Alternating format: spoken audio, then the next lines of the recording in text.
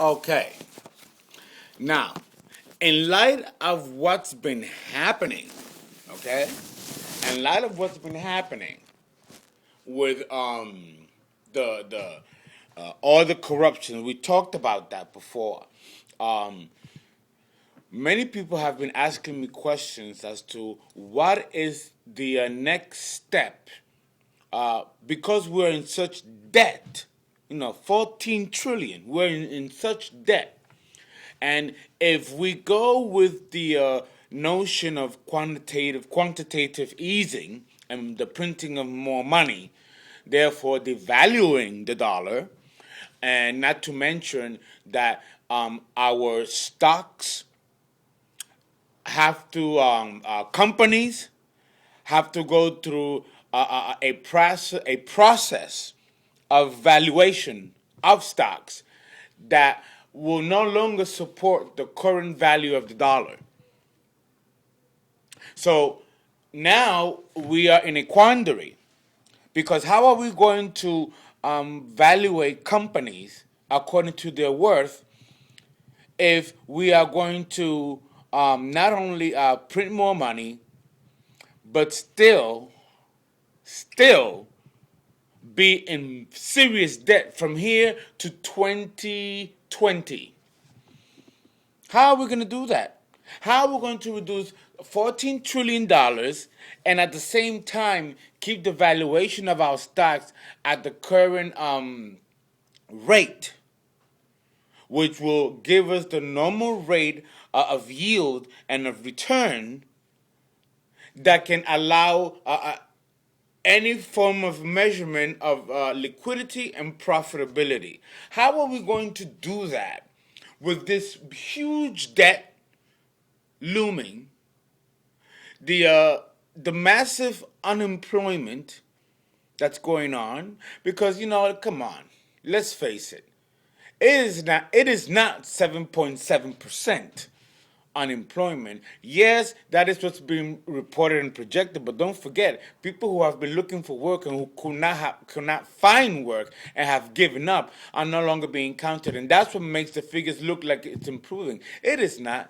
If you really want to be honest, we are in a 10.2% unemployment in this country, and that's a modest measure. This country has a history of not being forthcoming with the truth. Not because this is an evil empire, but because economically it's not suited. People will panic. And then you'll see sell offs. The smart money will be holding their money. And they're not going to invest in the country with all this debt. They're not going to see any return. And there certainly won't be any liquidity. So then, this is quite a quandary, and this is why the smart money is not making its way down. These people are holding their money because they're putting their money in a failed system that's not going to give them their proper yield or return. If I was a billionaire, I'd think twice before I put my smart money into the economy. I will take it out into offshore accounts. I mean, human nature is human nature, especially when you work so hard. And I can understand from one point of view how the Republicans and those 1% don't want to see their money go into the country because they're not going to see the same return. That's not good. We are so much in debt that there's no room for any kind of profitability. At least not right now. We're looking at 2020 or 2025, 2029, unless we find new ways and new collateral besides going to war and the drug cartel. I ain't gonna go too much into that, because it's dangerous. Knowledge can be dangerous sometimes, but by me throwing that out there, you should know what I mean. Right? Now, a lot of you want to ask me then what would be the next step? What would be the next approach? How could the new wealthy, the emerging youth, the emerging new millionaires, how are they going to, or how should they be guided and directed in investing into the stocks and into the future market? Will the stock market exist as we know it today in 2020, 10 years from now, 15 years from now? Because this huge debt that's looming over us has some, or will have some kind of an effect of how we invest, how we evaluate our companies. Not to mention the general accepted accounting principles which govern these markets. Because all that's rigged. So, like I had mentioned before, we have to come up with a new system. And people are sleeping on the poor. If we educate the poor like they do in India, and put them in a position of empowerment, that's an untapped market. The poor is an untapped market. Because the world is small, because of the internet, educating the poor is much more easier, economically far more advantageous, because a poor person who cannot go to college just has to go into the internet and get a semi-education, because not everything in the internet is true. He might have to work a little harder to research, but that might make him a better researcher and can empower that person. So the way we look at education, the way we look at employment, the working poor, all those dynamics are going to change, because now the world has become a smaller place. And that is marketable. If you know how to work it, it can be a global, almost like Plato's Republic, the ideal country where everyone is happy, everyone is making money, or everyone is living happily. You got all kinds of races, creeds, religions living together, a total utopia on earth. That, I believe, is very possible because we have the internet, because we can learn so many things. I am a technical analyst, no? I'm also a chartist. But I didn't take a Series 6 or a Series 7 exam to get a license to become a stockbroker or an analyst. I did that on my own.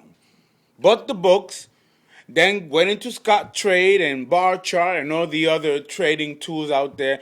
And it took me about 3.5 years. I'm still learning the Japanese system because, theirs is a visual phenomenon, and that's going to take time to learn.